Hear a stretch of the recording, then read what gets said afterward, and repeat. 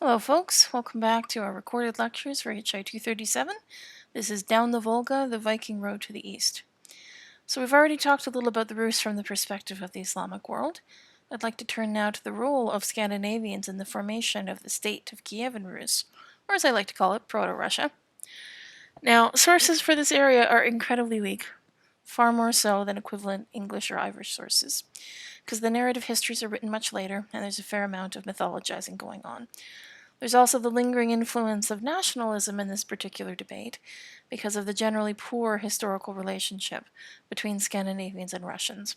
It gives each side the desire to minimize the contributions of their respective ancestors. So there are more terminological issues here. So in the 9th or 10th century, Rus could refer to the Vikings or Varangians who used the Volga or the Dnieper for trading expeditions and later took control of much of the area. Sometimes it referred to both them and to their Slavic subjects.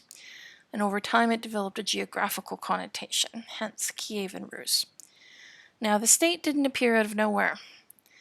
Prior to the Varangian arrival, the Slavs of the Dnieper basin played a significant role in the economy of the steppe, and there may have been both a pre-existing aristocratic and merchant class.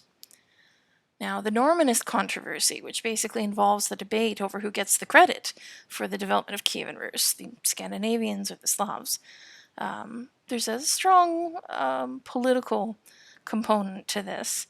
The Soviet Union was, of course, not on board with the idea of saying that the Russian state derived from Scandinavians. In 1949, the Soviet historical establishment actually forbade it to be discussed. Now, the source for the Normanist traditional narrative is the Russian primary Chronicle, which was compiled in the late 11th or early 12th century by a Russian monk. It's based on pre-existing sources and the oral tradition, and tells the story of how a group of Varangians seized control over the northern cities of Russia. And they were led by Ruric, who established himself in Novgorod. You get the very fantastical story of how he came to power here. Now, the Chronicle suggests that Ruric had been invited by the native Finns and Slavs to rule over them. This is a retrospective way of legitimizing his dynasty. The next phase of the conquest, according to the Chronicle, was under Askoldendir, who captured Kiev from the Khazars. And the third stage was under Oleg. Now, Oleg in 882 incorporated Novgorod and Kiev into a single realm. He named Kiev the capital, and he killed Askoldendir. Now, Askoldendir were not princes, and according to the traditional narrative, were properly displaced by Oleg. Oleg was supposedly acting on behalf of Rurik's infant son, Igor. Now, effectively, this is an oversimplification, this sequence of princes. It's very typical of medieval sources that they want to identify clearly established centers of authority and focus on a single family. If for no other reason, the truth is undoubtedly more complex, because really, like Rurik and his apparent son Igor are operating a century apart, and Igor at least is historical. So where does Kievan Rus actually come from? There is a anti-Normanist school who says that the Polyane Slavic tribe was centered at Kiev and was an East Slavic state. It's possible. We don't know for sure. We have other corroborating sources that are Carolingian or Islamic, talking about people known as the Rus that were causing trouble as early as the 8th century. We see an argument being made that Varangians were summoned in as mercenaries, and the Rurikid dynasty was actually a coup. Now, trade was certainly a big part of why the Varangians did establish control over this area. They would have been in conflict with the Khazars because the Khazars had ships. They had ships that were capable of more than just traveling rivers, so they could take part in wider trading networks. And the Khazars, who would have been the overlords of local Slavs, might have been displaced by this. There's some scattered references in the primary chronicle to the Varangians conquering Slavic tribes and forbidding them to pay tribute to the Khazars anymore as a way of breaking up their control. They prevented the Khazars from accessing the Black Sea because they took over the mouth of the Don River and the portages between the Volga and the Don. But they also clearly drew some influences from Khazar culture and it became part of Russian culture. So the name Chaganis or Kagan, this is something that is clearly borrowed from the Khazars. There are elements of Khazar and Turkic culture in the material culture of the early Rus. So there are hints of cultural assimilation happening here. Okay. Now, relations with Byzantium are recorded as early as the first half of the 9th century. There are records of Russian traders, possibly diplomatic envoys in Constantinople as early as 839, as well as raiders in the north. 860 is the first significant attack on the capital itself. A fleet of 200 Russian ships arrive at Constantinople, coincidentally at a time when the fleet is elsewhere and the army is on its way to the eastern frontier. The Patriarch Photius thus had to defend the city in the emperor's absence. The Russians appear to have lifted the siege, and the Rus became a bit of a bogeyman. Now, I can't remember if I signed this to you or not. I hope I did. The Rus attack Constantinople is basically a sermon by Photius talking about what it's like to be attacked by this mysterious shadowy force from the north. It reads very much like some of the earliest records of raiding, so there's some deep similarities here. Now, after the initial attack, the Byzantines send missionaries at the request of the Rus. We don't really know why or who exactly amongst the Rus wanted to get a sense of Eastern Christianity. It certainly didn't come to anything significant. Likely that, some Christian influences trickled in. But really, northern people needed to get their goods to the market emporia, and making closer connections with the south was important. Certainly, if you look at the last part of this century, there are numerous new settlements. The settlements have workshops and so forth that are clearly producing luxury goods for export. So, despite some of the rockiness of this early relationship with Byzantium, this is still a very significant trading connection for them to have made. That doesn't mean they didn't still fight with them. 907. Oleg attacked Constantinople. The strait alongside the city was fortified with a giant chain across the Golden Horn. And they got around this by putting their boats on wheels and wheeling them out of the water, around the chain, and then back in. The initial treaty that they came to was not overwhelmingly favorable to the Russians, which suggests that they didn't have a particularly great victory. It dealt with mostly with trade. The Russians were given preferential treatment, including a total customs exemption, a special quarter in Constantinople, and free board for 6 months. And they could have as many baths as they wanted. That's an interesting touch. Now, 911 treaty, there was a 907 treaty and then a 911 treaty. That's not clear on the slide. There we go. It touched on military and political issues as well. There were clauses that governed any conflict between Russians and Byzantines and provided for the right of Russians to serve as mercenaries for the empire. This was the origins of the Varangian Guard. Peace does last until 941, when Igor, Oleg's successor, shows up with another fleet, again very carefully timed, with the Byzantine navy in the Aegean and the army in Armenia. So what this almost certainly tells us is that the traders did a little bit of intelligence work on the side, let's just say. Now, the defenders were a little bit more aggressive this time, and the Russian fleet was destroyed with the help of Greek fire. Now, interestingly, we are told that around 940, a Rus leader was convinced by the empire, via the provision of great gifts, to attack a strategic Khazar fortress, but they were driven out, presumably by the Khazars, and forced to attack Byzantium instead, where they were defeated by fire. This is from a Khazar source.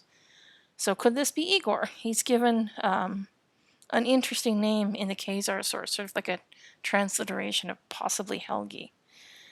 Now, the earliest version of the primary chronicle says that Igor and Oleg, which is the Slavic form of Helgi, jointly organized a raid against Byzantium. So that's another possibility. It's confusing, right? Because you can't match the names per se. Igor tried to avenge his defeat in 944, but he was bought off and peace was made again. The treaty was much more favorable to the empire, and there were more restrictions on Russian traders. You're moving into the golden age of the Macedonian dynasty here, so Byzantium is the stronger of the partner. Now, 957 was an important date. The regent of Kiev, Olga, Igor's widow, came to Constantinople and converted to Christianity. And we actually see a record of her reception in a source called De Carmonius. She was treated very well. She socialized with the imperial family and became the empress's spiritual daughter. But after she went home, she supposedly went to Otto I of the Holy Roman Empire and asked for a bishop and priests. Her attempt to Christianize her country came to nothing. There was a pagan revival, and the German bishop had to return home. Now, why did she go to the Germans? Any number of possibilities. Maybe the relationship with Byzantium wasn't maintained as well after her return home. Maybe she wanted a little bit more independence from the empire. Now, Olga appears to have been quite personally powerful. She had facilitated collections of trade goods, had sent convoys across the steppe and protected them from the Pechenegs, a steppe tribe. Now, her son, Sviatoslav, postponed the German or Byzantine question by fighting the empire, and actually moved his capital south to Pereyaslav on the lower Danube. He makes some kind of alliance with the Pechenegs. Again, they're very troublesome, so this wasn't a good idea, as well as the Hungarians, and he started raiding in the Balkans. The empire basically went, no, this isn't going how we'd like, and surprised him with an army in 971. The fleet blockaded his escape via the Danube, and the army fought with the Roost until he agreed to settle. Now they received grain, safe conduct back to Kiev, and the right to keep trading at Constantinople as long as they made a written oath never to attack imperial territory or Bulgaria again.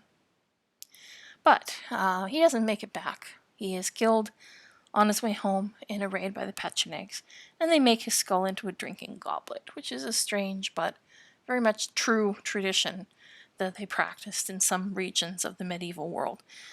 I have come across it before. It's usually pretty bad, and nobody in the sources seems to really have minded that they were making human skulls into drinking goblets.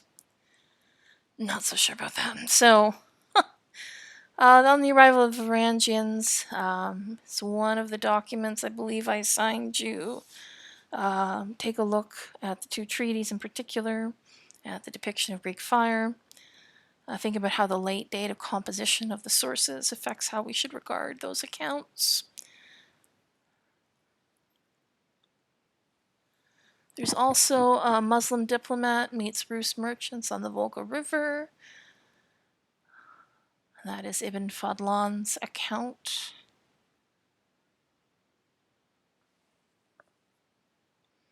With him, it's just interesting to see, what issues he has with these people and sort of the cultural gap between them. All right, Vladimir. So Sviatoslav's elder sons wound up fighting each other. His youngest took off to Scandinavia for safety, as Rus fragmented, and this youngest came back eventually and defeated his surviving brother with the help of possibly more Scandinavians. Needed to find a way to consolidate his control over his people. Now, he was quite good at doing so militarily, but he lacked legitimacy. His mother had been of lower rank, so he needed alternative means, and religion was one option. So he decides to investigate other potential faiths, and he sends out envoys to take a look at the other faiths around him. He wasn't happy with the Jewish faith of the Khazars because he understood that the Jews had no homeland. They found no joy in the practice of Western Christianity. Islam according to the Nestorian Chronicle, it's a different version of this story. They disapproved of Islam because Islam disapproved of drinking. And the quote there is great. Quote, "Drinking is the joy of all Rus. We cannot exist without that pleasure." But Eastern Christianity, they go to Constantinople. They see a service in Hagia Sophia, and they come back and they say to him, according to this fairy tale, "We knew not whether we were in heaven or on earth. Because nowhere on earth do you find such beauty. God alone dwells there." It's an amazing, amazing passage. And it's one of the few parts of that story that I think has to be true, because think about what it must have been like for envoys from the far north to experience Hagia Sophia. Someday I will stand beneath the dome of Hagia Sophia and I will read that section from the Primary Chronicle. Someday. So apparently these investigations conclude with no real decision on his part, and sometime later he attacks Kherson and demands a Byzantine princess in marriage from the Emperor Basil II. Okay, so here's the thing. Kherson is a city on the Black Sea, constantly being attacked by steppe people. It's a very important strategic city, so it's not all that unexpected that he would attack it. Now, in terms of demanding a Byzantine princess in marriage from Basil II, the story says that he capitulated immediately as long as Vladimir converted to Christianity. But Basil II is very well known to history as not being the type to capitulate immediately. I mean, his nickname is Basil Bulgaroctonus, which means Basil the Bulgar Slayer. Now, he's one of the greatest military leaders Byzantium ever had. So, what's actually going on here? Especially since Anna is really a royal princess. She's a porphyrogenita. So that means a princess who's born in the purple bedchamber.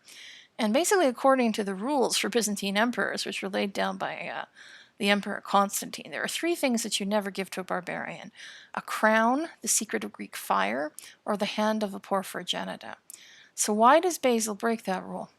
Why does he give Vladimir the hand of his sister? Now, a couple of things. Basil is actually still fairly young at this point, and he's facing some rebellions at home. This is a little bit in advance of him really making his name as a military guy. So maybe he's doing this in order to get a military alliance. Now, this is something that is suggested by an Arab historian, which I don't know if I have him on this slide here. Ah, yes, Yahya of Antioch, talking about a treaty in 971. But according to the Primary Chronicle, Vladimir has a life-changing experience in Constantinople, marries Anna. The 2 of them return to Kiev. They baptize the city's population en masse in the Dnieper River and throw the idols, including the idol of Perun, the lightning god, into the river. There are so many different layers of this story to explain everything that happened here. It is obviously very stylized, but it probably had its roots in truth. The treaty probably played a role. Probably, as I said, the story about encountering Hagia Sophia does seem very real when you think about how it was used as a tool of politics and missionary work at the same time. Now, Kherson was returned to Basil as Vladimir's gift to his new wife's family. And we got to think about it from Vladimir's perspective. He now has a close tie to the imperial family. It's about the closest imaginable. He also now has a new tool to consolidate his power. He needed something to weld his diverse populace together. And one of the things that Byzantium could offer was the Slavonic Liturgy. So it's Christian liturgy and Christian texts that are actually written in a script that the Roost could read. So it spreads like lightning after his conversion. So he aggressively promoted Christianity. He said apparently took some of the young noble children away from their parents to give them book learning, which may have been instruction in the faith. Now, after Vladimir's time, Russia's coming out of its so-called Golden Age, breaking up into autonomous principalities, largely because of the Kievan succession system, which I won't get into in depth. Basically, it's complicated. The oldest male would inherit, so it's not primogeniture. Vladimir had had problems. He needed to fight off, as I said, his own half-brother to take Kiev. His eventual successor, Yaroslav, had to fight his own brothers. He lost against his brother Mstislav, but Mstislav died without heirs, and Yaroslav took the land back. Now, he knew there was a problem, and before his death, he tried to issue a testament that divided the lands amongst his sons, and tried to get them to respect each other's inheritances. It wasn't successful, and civil war became the order of the day. Now, trade did continue between Rus and the empire, as did religious relations. The metropolitan bishop of Kiev would continue to be Byzantine. There was one last war between the two powers. In 1043, after a Russian was killed in a merchant brawl in Constantinople, Yaroslav sent a fleet of something like 400 ships, according to the sources, to attack Constantinople. But thanks to Greek fire and a nicely timed storm, they were defeated. And we are told that the emperor had the right hands of each Russian prisoner cut off and displayed on the walls. The treaty was concluded, and to kind of seal the deal, a Byzantine princess was offered in marriage to the younger son of Yaroslav. And she bore a child in 1053, who would eventually become Vladimir Monomach, the grandson of Constantine IX Monomachus, the Byzantine emperor. He ruled Kiev 1113 to 1125. He stabilized the state, and he continued a close relationship with the empire. He was very highly educated and wrote a famous text called The Instruction to His Children, which was modeled after similar Byzantine texts. And interestingly, he also issued a new law code that put a great deal of importance on the role of the matriarch of the family. So these Byzantine mothers, had their influence even after they were gone. So that's a kind of a quick dip at the trough with the Roost. There's a lot more to them. I would love someday to teach a full course on Kiev and Rus because it's just endlessly fascinating.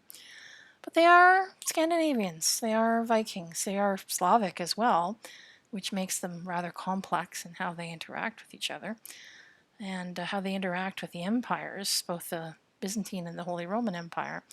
Just makes this all so much more fascinating. Okay, I've now recorded myself hoarse, so I'm going to go, guys. See you next week.